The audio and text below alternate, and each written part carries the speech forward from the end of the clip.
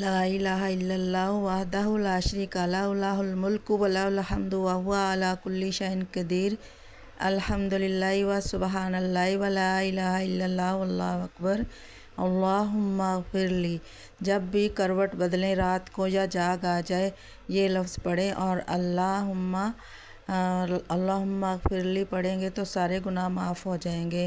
نبی کریم صلی اللہ علیہ وآلہ وسلم نے فرمایا، جو شخص رات کو بیدار ہو کر یہ دعا پڑھے، اس کا ترجمہ ہے، اللہ کے سوا کوئی معبود نہیں، وہ اکیلا ہے، اس کا کوئی شریک نہیں، ملک اسی کے لیے ہے اور تمام تعریفیں بھی اسی کے لیے ہیں اور وہ ہر چیز پر قادر ہے۔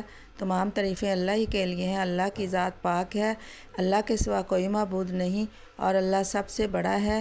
اللہ کی مدد کے بغیر نہ کسی کو گناہوں سے بچنے کی طاقت ہے، نہ نیکی کرنے کی ہمت۔ پھر یہ پڑھے ترجمہ، اے اللہ میری مغفرت فرما، یعنی اللہم اغفر لی، یا یہ کہے کوئی دعا قبول کرنے کی دعا قبول ہوتی ہے، پھر اگر اس نے وضو کیا اور نماز پڑھی تو نماز بھی مقبول ہوگی۔ بخاری۔